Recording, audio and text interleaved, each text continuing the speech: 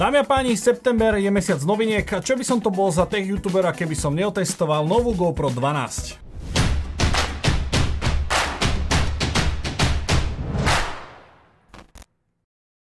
Na úvod by som vám chcel možno ukázať prierez posledných generácií, že ako sa táto GoPro dopredu vyvíjala a čo sa v podstate na nej zmenilo. Ja som GoPročku nikdy nevlastnil, ani táto v podstate nie je moja, tak som si ich musel od Slaže požičať. A Slaža má taký jeden veľmi zaujímavý kufrík. Keď si ho otvorím, mám tu tie posledné generácie GoPročky, začíname od 7, 8, 9, 10, 11 a tu bude čestné miesto pre 12. Tu môžete vidieť krásny prierez posledných 6 generácií GoPročky.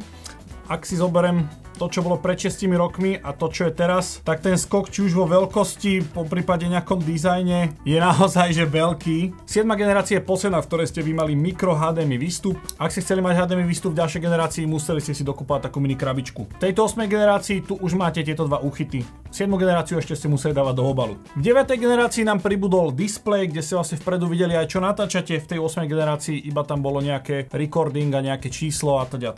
Keď si zoberieme rozdiel medzi 9 a 12, tak tá predná časť je, nazval by som to, že takmer identická, nevidím nejaký extra veľký rozdiel. Takisto aj bočná časť z opačnej strany, tiež absolútne identické aj z tejto bočnej strany, čo v podstate znamená, že keby si tu nemali to číselko, tak like by možno ani nevedel, že v ktorej generácii sa nachádza. Zvyšné generácie si môžeme odložiť a poďme si predstaviť tú 12. Čo mňa prekvapilo, bol tento v podstate infotainment. V tej 12 to naozaj vyzerá už inak. Ja keď som prvýkrát zobral tú 12 do ruky, čo bolo včera večer, tak som na to pozeral, že kokos, kde si tu ja nastavím vlastne nejakú kvalitu videa, že tu mám nejaký video mod, highest quality, standard quality a basic quality. Z vrchu, keď som swipeol na menu, tak som dostal nejaké preferences, dal som video a 3 veci tu viete nastaviť: bitrate, hĺbku farieb a anti-flicker. Reálne som si musel až pozrieť recenziu od niekoho, aby som zistil, že tu, keď pôjdete do menu, swipnete doprava, je tu, že Controls a Easy. Toto Controls Easy musíte prepnúť na Pro. Ako náhle to prepnete na Pro, tak sa vám otvoria úplne iné možnosti a v podstate vráti sa vám naspäť to menu, ktoré tu bolo. Kliknete na tie možnosti, už tu mám nejaké presety, buď si vytvorím nový, alebo ten, ktorý mám, si upravím a už si to tu viete všetko nastavovať tak, ako to má byť. Na začiatok ma to dosť zarazilo, avšak potom som si uvedomil, že pre niekoho, kto vôbec netuší, čo je nejaký farebný profil lock, alebo si nechce nastavovať nejaké protuny alebo niečo, a to si myslím, že GoPro dosť dobre zvolilo, že naozaj pre niekoho, kto je like a netuší vôbec, čo tieto parametre sú, zoberie kameru, nastaví najlepšie, čo sa dá, zapne recording a má. Čo sa týka toho video nastavenia, tak keď to prepne do toho Pro režimu, tak naozaj viete sa tu veľmi dobre vyhrať s tými profilmi, dáte si, dajme tomu, ten lock profil, viete si tu zvoliť pomer strán, čiže naozaj vám to vie nahrávať aj na výšku 9:16 na nejaký Instagram alebo niečo podobné, nemusíte tú kameru otáčať. GoPro 12 vám umožňuje nahrávať rozlíšenie až 5,3K. Za mňa toto o mnoho viac marketingová vec, ako to, že by to bolo fakt použiteľné v tej praxi, pretože reálne kto z vás má 6K monitor, že si to vie pozrieť v plnej kvalite. Ja mám 5K, čiže toto nahráva ešte viac, ako ja vôbec si môžem pozrieť. A táto kamera nie je vôbec určená na nejaké profi nahrávanie v super rozlíšení, kde si to vy budete kropovať a niečo. Je to akčná kamera, chceš to zobrať, pripnúť na helmu, pripnúť na surf niekde a točíš. Je tam väčší dátový tok, takže vám to o mnoho rýchlejšie zožerie pamäťovú kartu, bude sa to viac prehrievať a viac vybíjať baterku. Ale marketingovo to znie super, 5,3K.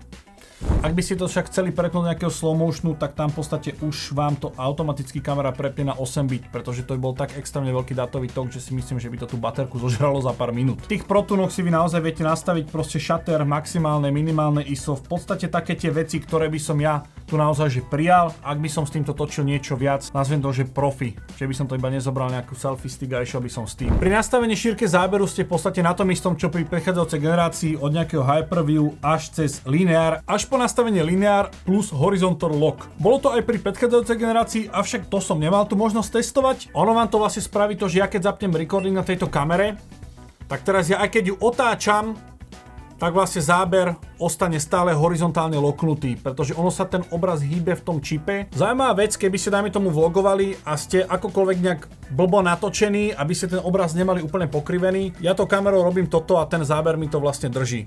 A to je má veľmi dobrá funkcia práve pre niekoho, kto by vlogoval. pretože naozaj môže to mať bars ako vykrivené, tá kamera vám ten horizont drží rovno. Stabilizáciou je GoPročka preslavená už dlhé roky, v podstate máte tu nejakú Hyper Smooth stabilizáciu, ktorú si viete vypnúť, zapnúť, poprípade dať ešte Auto Boost. Ono vám ten záber kropne, aby ste ten obraz mali o mnoho viac stabilizovaný. Tomuto extra niečo dodať, tá stabilizácia funguje výborne. Čo však tu úplne nefunguje až tak dobre a na jednej strane je to pochopiteľné, lebo tu máte veľmi malý čip, čiže tie svetelné podmienky je tu o mnoho ťažšie dostať, je nočné video. Takto nejak vyzerá obraz počas zlých svetelných podmienok na tejto novej GoPročke.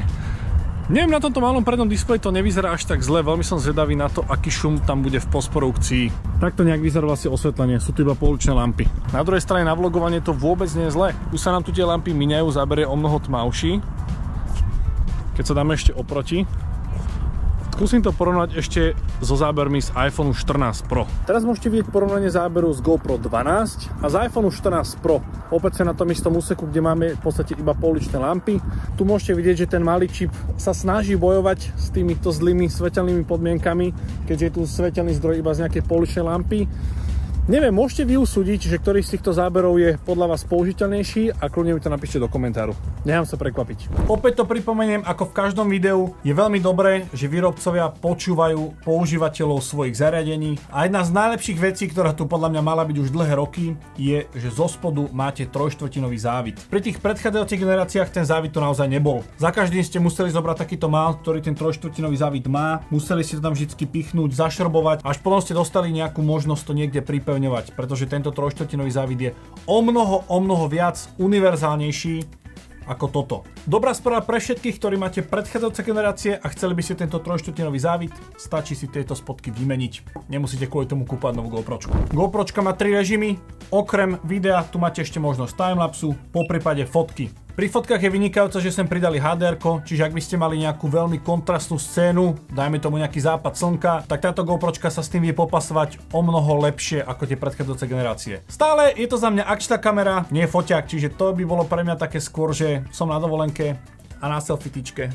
Avšak nedalo mi neotestovať ani nočnú fotku, keďže ten režim tu je, takto nejako vlastne vyzerá nočná fotka z GoPročky a takto nejako vyzerá nočná fotka z iPhone 14 Pro. Je vidno, že na tých fotkách táto GoPročka stále pokulháva, ale je to v pohode, lebo je to akčná kamera, nie akčný foťák. Viem, že aplikácia bola aj pri predchádzajúcich generáciách, avšak iba som vám chcel ukázať, že ako táto aplikácia funguje. Spárujete si tú vašu GoPročku, hore vám ukazuje stav, či už koľko máte kapacity v tej pamäťovke, poprípade baterku. V tej spodnej časti vy si viete tú GoPročku ovládať. Zmením tomu v podstate módy, dám si to video, toto je nastavenia a viete si tu všetko nastavovať na diaľku. Čiže mali by ste tú GoPročku, dajme tomu na helme, nebudete si ju non-stop dávať dole hore, tu si ju spárujete, viete jednoducho ovládať a zároveň tu viete mať aj preview toho, čo natáčate. Keď stačíte to preview, tak bohužiaľ trvá to podľa mňa viac ako by mohlo. Je to hneď vedľa seba. Neviem, že čo sa tam musí nejakým spôsobom obraz nastaviť. Áno.